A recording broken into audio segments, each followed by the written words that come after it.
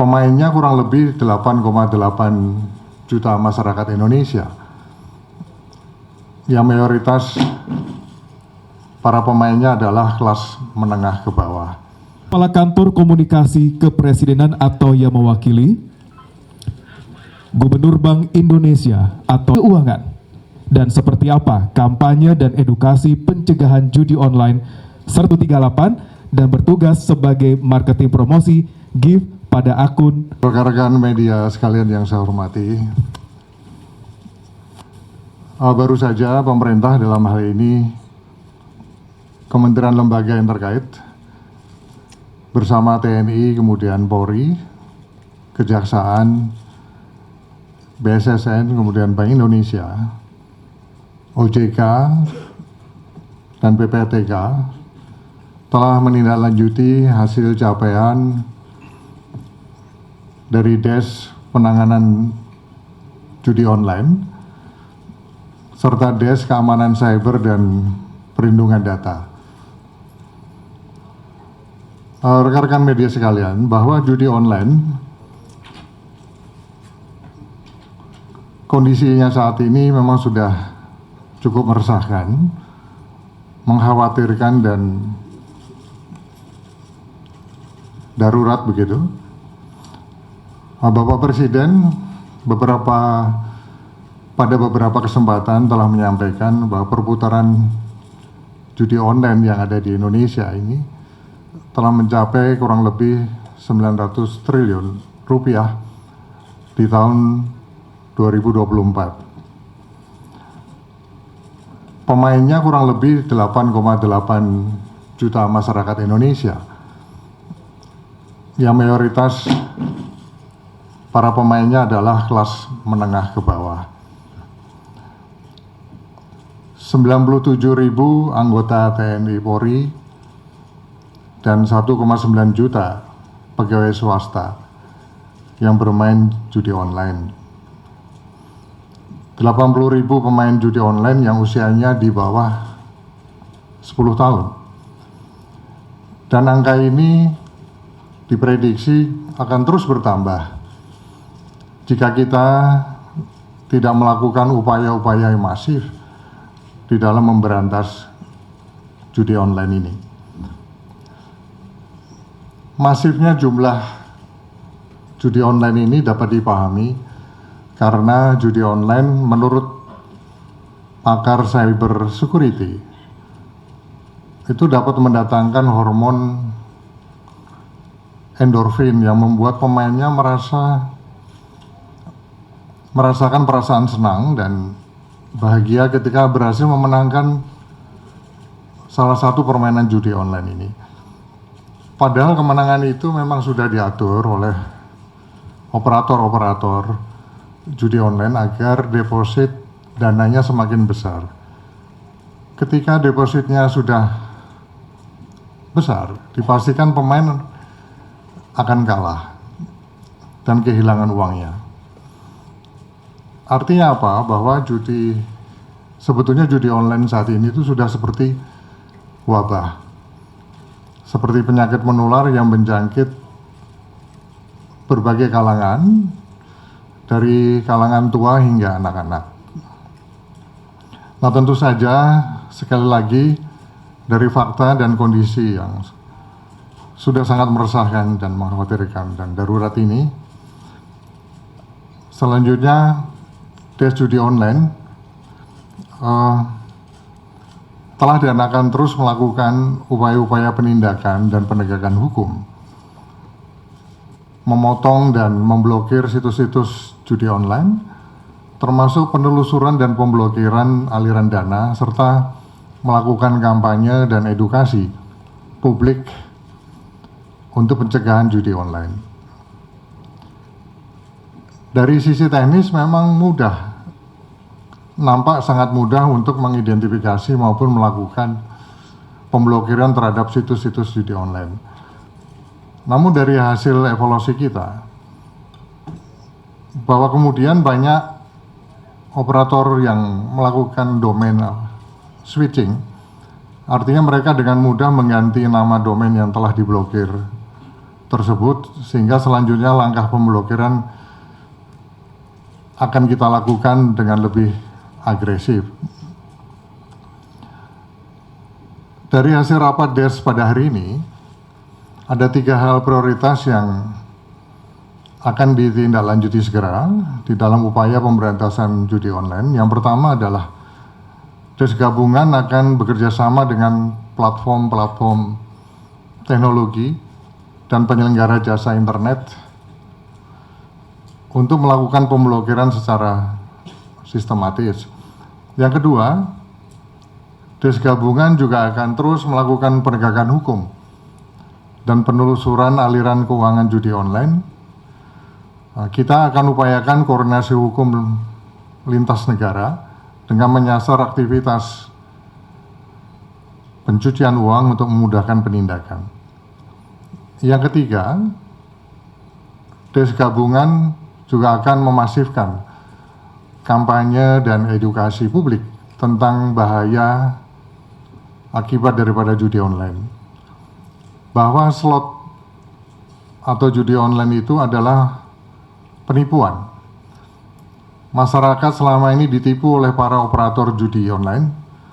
Masyarakat diberi harapan bisa menang dalam permainan judi online, padahal program judi online itu sudah disetting agar masyarakat pasti kalah. Ujung-ujungnya pasti kalah dan tidak bisa menarik uangnya.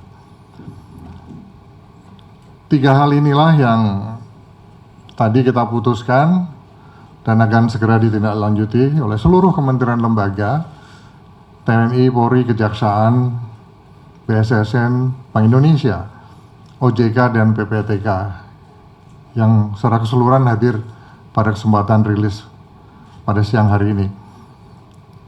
Sedangkan untuk DES keamanan cyber dan perlindungan data, ada 2 fokus yang saat ini sedang dikerjakan oleh Kementerian Komunikasi dan Digital dan BSSN.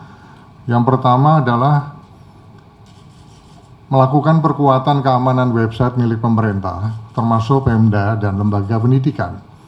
Yang kedua, melakukan akselerasi penuntasan pemulihan atau recovery terhadap Pusat Data Nasional Sementara atau PDNS, baik dari sisi infrastruktur maupun pemulihan data untuk mendukung pelayanan publik yang berbasis digital sebagaimana arahan Bapak Presiden.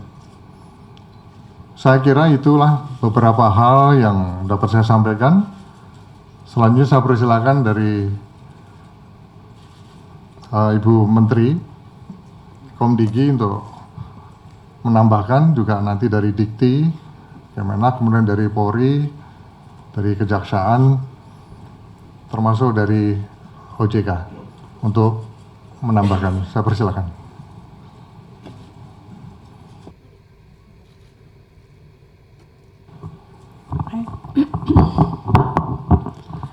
Atas izin Pak Menko Polkam, kami menambahkan sedikit dari apa yang beliau sudah sampaikan, melengkapi saja, mungkin bisa ditanyakan.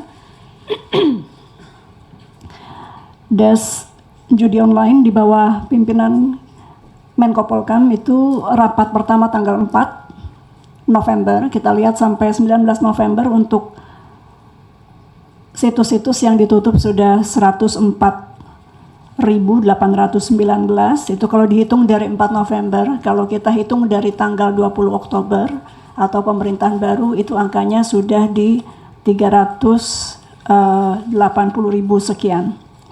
Kemudian